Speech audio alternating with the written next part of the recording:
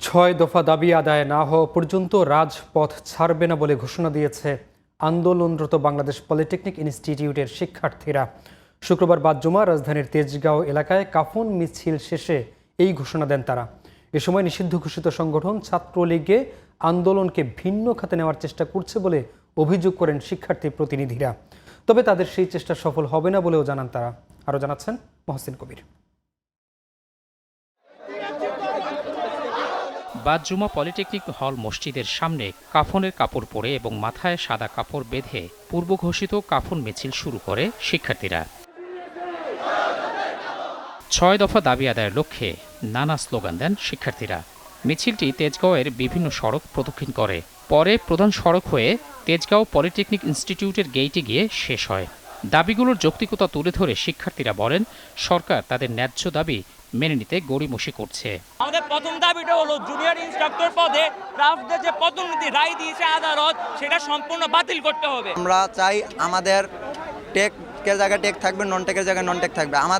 আমাদের কারিগরি সেক্টরে কোনো নন টেক থাকতে পারবে না। যারা ক্রাফট ইনস্ট্রাক্টররা আছেন তারা হচ্ছেন আমাদের ল্যাবের এবং ওয়ার্কশপের জিনিসপত্রগুলো মুছে বা রক্ষণাবেক্ষণ করে রাখার দায়িত্ব তারা আছে। যেহেতু তাদের ওই জিনিসপত্রগুলো সম্পর্কে ধারণা নাই, তখন তারা আমাদেরকে কি পড়াবে সেটা আমাদের বুঝে আসছে না। মিছিল শেষে নতুন কোনো কর্মসূচির ঘোষণা না দিলেও দাবি আদায় না হওয়া পর্যন্ত আন্দোলন চালিয়ে যাওয়ার ঘোষণা দেন শিক্ষার্থী প্রতিনিধিরা।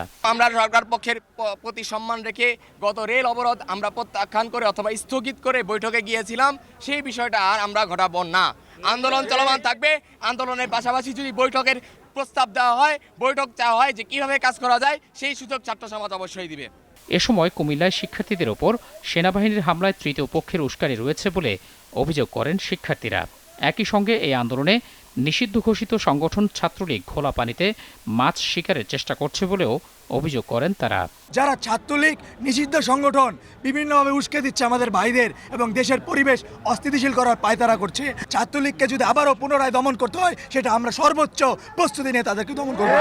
এর আগে গত বুধবার ৬ দফা দাবিতে রাজধানী সহ সারা দেশে সড়ক অবরোধ কর্মসূচি পালন করে শিক্ষার্থীরা। বৃহস্পতিবার সচিবালয়ে তারা সরকারের প্রতিনিধিদের সঙ্গে আলোচনায় বসলেও তা ভেস্তে যায়। মহসিন কবির, জিটিভি নিউজ, ঢাকা।